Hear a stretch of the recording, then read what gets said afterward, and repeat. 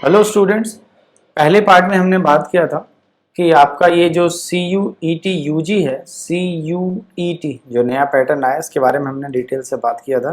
UG के point of view से हम बात कर रहे हैं कि भाई ये क्या बला है, इसमें क्या क्या चीज़ें हैं और कैसे ये एंट्रेंस एग्ज़ाम कंडक्ट कर रहे हैं across all the central universities. Exceptionally कुछ सेंट्रल यूनिवर्सिटीज़ छूटी हुई हैं, वो नेक्स्ट या अपकमिंग सेशन में या अपकमिंग ईयर में उसको साथ में ले लेंगे, और कुछ स्टेट यूनिवर्सिटीज़ भी हैं। अब धीरे धीरे शायद इसमें वो उसको यूनिफॉर्म करके सबको वो कर लेंगे। तो अभी फॉर एग्जांपल जो मेजर यूनिवर्सिटीज़ हैं, DU, BHU, Lucknow university and all that, ये सारे इसमें कवर्ड हैं, मेजर सेंट्रल यूनिवर्सिटीज़। ठीक है, तो अभी हम बात कर लेते हैं मैथमेटिक्स के पॉइंट ऑफ व्यू से, ये वाला हम बात करने जा रहे हैं। लेकिन इसके पहले जो बच्चे पहला सेशन अटेंड नहीं कर पाए थे कि CUET है क्या, इसमें क्या क्या चीज़ें हैं, उसको मैं थोड़ा सा आपको बता देता हूँ इसमें क्या क्या है। एक शॉर्टकट, यानी अगर आप अटेंड नहीं कर पाए तो आपको मैं समझा देता हूँ। सपोज आप किसी भी मैथ्स में आप ग्रेजुएशन करना चाहते हो, मैथ्स ऑनर्स करना चाहते हो आप, ठीक है, तो आपको 3 टेस्ट, मैक्सिमम 3 टेस्ट देने पड़, हो सकता है केवल एक से आपका काम हो जाए। तो एक आपको लैंग्वेज टेस्ट देना पड़ेगा, एक आपको मैथ्स का टेस्ट देना पड़ेगा, एक आपको जनरल इंटेलिजेंट टेस्ट देना पड़ेगा। ठीक है, ये फर्स्ट सपोज, सेकंड सपोज और ये 3। अब ये सारी यूनिवर्सिटीज में तीनों देना ऐसा जरूरी नहीं है। सपोज कोई यूनिवर्सिटी है A, इस यूनिवर्सिटी A ने मैथ्स के लिए केवल मैथ्स का एंट्रेंस मांगा है, तो आपको केवल ये टेस्ट देना है। लेकिन अगर सपोज कोई यूनिवर्सिटी B है, ओके, कोई यूनिवर्सिटी है B यूनिवर्सिटी कह रही कि भैया आपको मैथ्स तो आनी चाहिए, तो आपको मैथ्स देना पड़ेगा।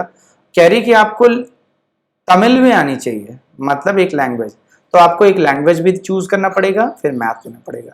सपोज कोई यूनिवर्सिटी C है, यहाँ पे मैं C ही कर देता हूँ, वो कह रही है कि आपको मैथ्स भी आनी चाहिए, तमिल भी आनी चाहिए, मतलब एक लैंग्वेज, और आपको जनरल इंटेलिजेंस टेस्ट भी होगा। कि कहीं ऐसा तो नहीं है कि आपको मैथ्स वाले पोर्शन ठीक है लेकिन बेसिक इंटेलिजेंस आपकी नहीं है, तो आप क्या कुछ बात बन नहीं पाएगी। तो इसलिए ये मैक्स टू मैक्स 3 एग्जाम आपको देने पड़े, और सब्जेक्ट एक साथ में आप कई, आई थिंक 6 या 7 है, उसके लिमिट 6 है आई गेस, वो आप देख लेना वहां से। तो 6 सब्जेक्ट एक साथ आप एंट्रेंस दे सकते हो, बट ज्यादा से ज्यादा लोग मैथ्स फिजिक्स या मैथ फिजिक्स केमिस्ट्री या मैथ्स के साथ कोई लिटरेचर का सब्जेक्ट रख सकते हैं। लेकिन इन्होंने 6 की लिमिट दी है, तो 6 तो कोई बच्चा देता नहीं है, जनरली 2-3 में निपट जाते हैं बच्चे। स्टिल मैं मैथ्स के पॉइंट ऑफ व्यू किससे समझा रहा हूँ, यानी डोमेन सब्जेक्ट हमारा मैथ्स का है, उसके बारे में मैं यहाँ पे सिलेबस डिस्कस करूंगा। और ये ऑलरेडी मैंने बता दिया था कि आपको लैंग्वेज भी देना पड़ेगा, मतलब पढ़ सकता है डोमेन सब्जेक्ट, यहाँ पे मैं मैथ्स समझा रहा हूँ तो मैथ्स देना पड़ेगा।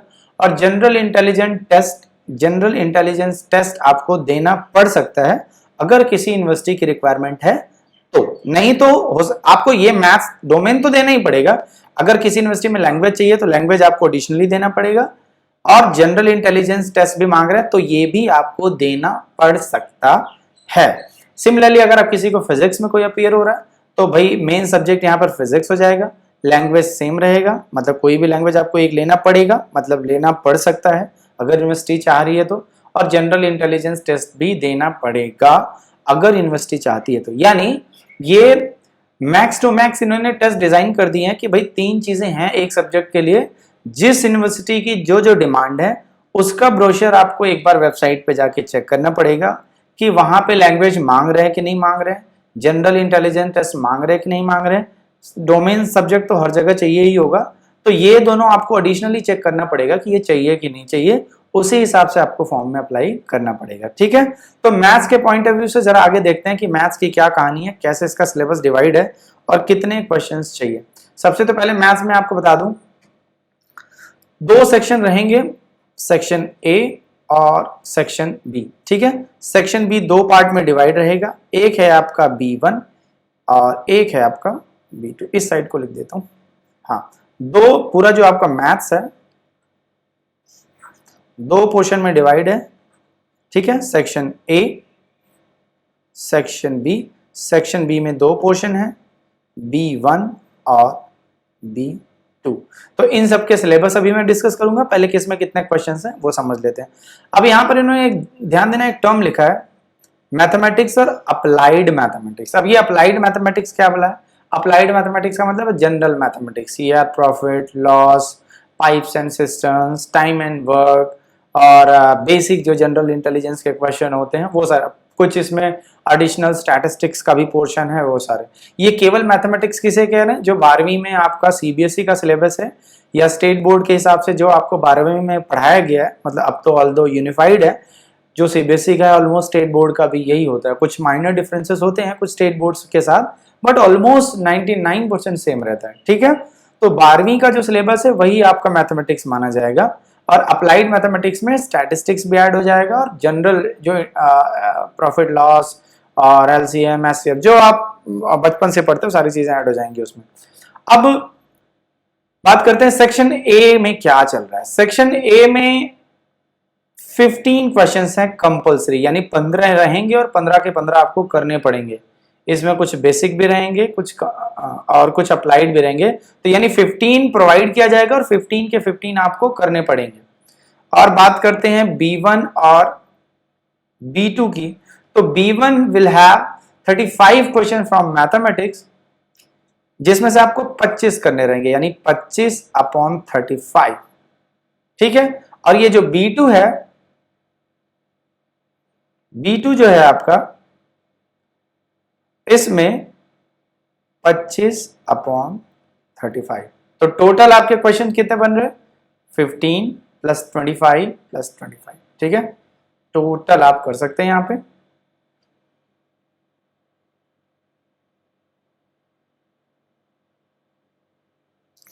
ओके, क्लियर कर हो गया। सेक्शन ए में 15, सेक्शन B1 में, मतलब बी 2 पार्ट में है, इसमें 35, जस्ट इसमें 35 क्वेश्चंस रहेंगे, 25 करने हैं। B2 में 35 रहेंगे, 25 करने हैं। अब A में क्या है, B1 में क्या है, B2 में क्या है।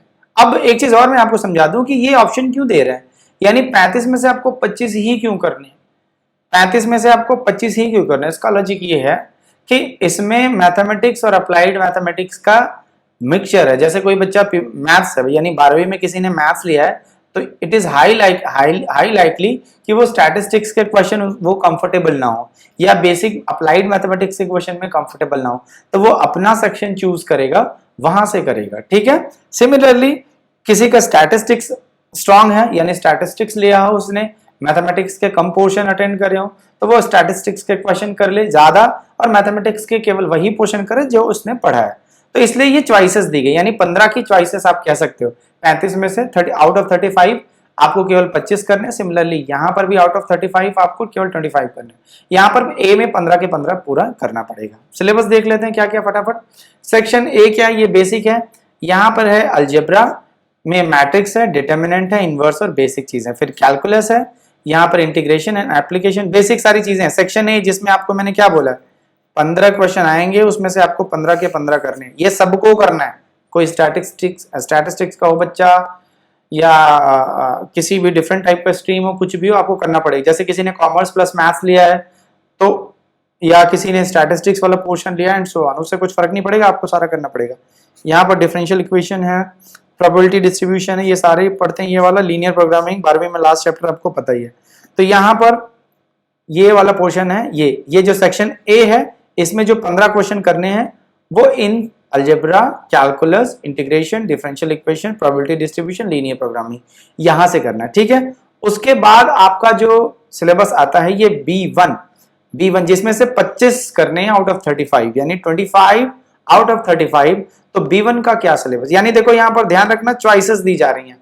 35 में से केवल 25 करने, यानी आपका 12वीं के मैथ्स के अलावा की चीजें भी होंगी इसमें। देखते हैं वो क्या क्या है। Relation function, inverse trigo, matrices जो अभी ऑलरेडी वो ए में है। फिर उसके बाद डिटर्मिनेंट है। फिर कैलकुलस वाले में continuity, differentiability, application of derivative, 12th का चैप्टर है, पता ही है आपको। इंटीग्रल, फिर आपका एरिया बाउंडेड रीजन वाला पोर्शन है, जो एरिया वगैरह निकालते हैं।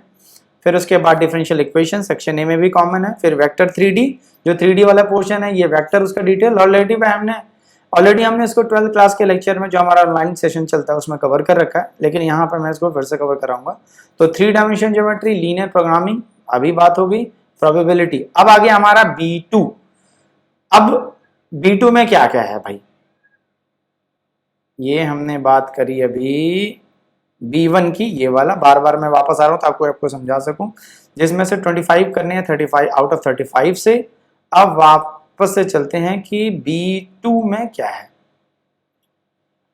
B2 में अप्लाइड मैथमेटिक्स में ये क्या क्या कह रहे हैं, ये मॉड्यूलर अर्थमेटिक्स कह रहे हैं, जिसमें आपका रिमाइंडर थ्योरम और ये सब आता है, और उसके अलावा भी है कांग्रेंस मॉड्यूलर भी है, और एलिगेशन मिक्सचर है, ये 9th-10th में आपको पढ़ाया जाता है। न्यूमेरिकल प्रॉब्लम्स भी हैं, ये भी करेंगे हम, ठीक है।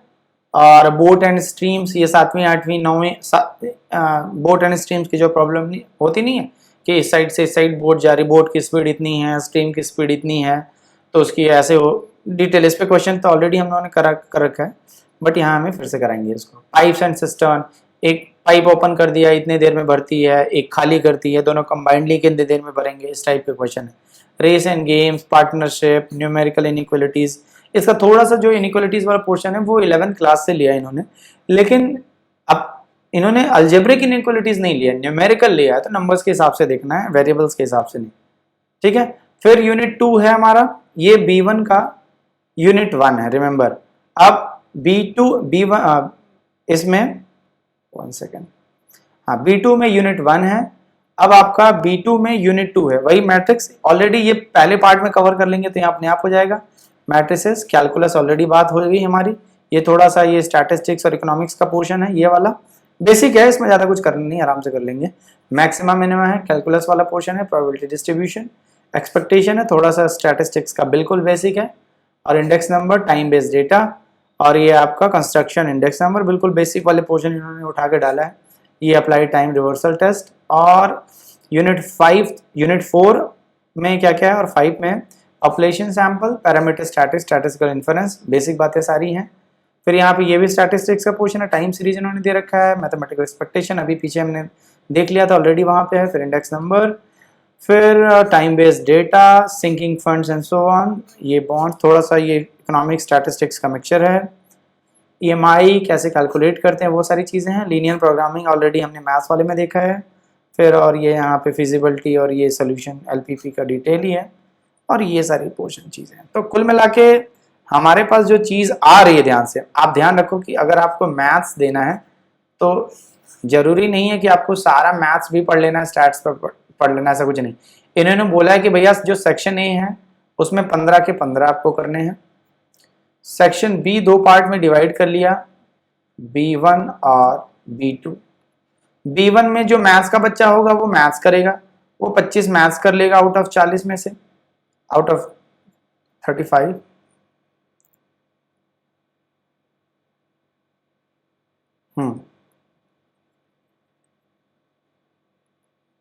ओके, तो ये कहने की बात है, और इसमें हमारा वही है जो मैं आपको बता रहा हूँ। Section A 15, section B B1 B2, ठीक है। B1 में आपको 25 करने हैं आउट ऑफ 40 में से, और B2 में आपको 25 सॉरी आउट ऑफ 35 में से, B2 में आपको 25 करने हैं आउट ऑफ 35 में से। यहाँ पर जो एडिशनल क्वेश्चन है वो उसी के लिए है, जैसे कोई बच्चा स्टैट्स बैकग्राउंड का है, स्टैट्स वाला पोर्शन स्ट्रांग है तो वो स्टैट्स करेगा, मैथ्स कम करेगा। सिमिलरली B2 में भी वही कहानी है, किसी का अप्लाइड मैथमेटिक्स अच्छा है, स्टैट्स अच्छा है, मैथ्स थोड़ा कमजोर है, तो उनके क्वेश्चन ज्यादा करेगा, मैथ्स के क्वेश्चन कम करेगा, ताकि उसको पूरा का क्वेश्चन करने का मौका मिले, ठीक है। टोटल नंबर ऑफ क्वेश्चन आपके हैं 15 प्लस 25 प्लस 25, ये आपको टोटल क्वेश्चन करने हैं। ये सिलेबस हमने डिस्कस कर लिया, किस पोर्शन से कितने क्वेश्चन आएंगे, ठीक है, ये हमने डिस्कस कर लिया। अब हम इस सारे सिलेबस का जो आपका दे रखे हैं, सबसे पहले मैथ्स को टॉपिक वाइज हम उसका लेक्चर प्रोवाइड कराएंगे, आपको वहां से देखना है और कॉपी पेन उठाना है, क्वेश्चन की प्रैक्टिस करेंगे फटाफट, क्योंकि ज़्यादा टाइम नहीं है, इसको हम थोड़ा सा क्रैश कोर्स के मोड में ही लेंगे, क्योंकि पूरा डिटेल पढ़ाने का इतना टाइम नहीं, क्योंकि नेक्स्ट मंथ में आपका एग्जाम है, तो फिर आपको थोड़ा सा जल्दी जल्दी पढ़ना पड़ेगा। MCQ पैटर्न पे बेसिक चीज़ें करेंगे, ध्यान रखना, जब भी एग्जाम कोई पहली बार होता है तो सारी चीज़ें एकदम बेसिक पूछते हैं वो, ठीक है, तो एकदम बेसिक बातें होंगी और बेसिक सारे क्वेश्चन करेंगे, ठीक है। तो ये इस सेशन में हमारा इतना ही है। नेक्स्ट सेशन में हम मैथ्स की क्लासेस के साथ शुरू करेंगे, फिर उसी के हिसाब से सारा सिलेबस आपका पूरा कराएंगे। अभी तक के लिए इतना ही है, थैंक यू सो मच। आप नेक्स्ट लेक्चर के लिए वेट करिए, बहुत जल्दी मैं मैथ्स के सारे पोर्शन के साथ जो आपके एग्जाम के लिए रेलिवेंट है वो एकदम डिस्कस करना शुरू करूँगा। ठीक है, अभी के लिए इतना ही है। Thank you.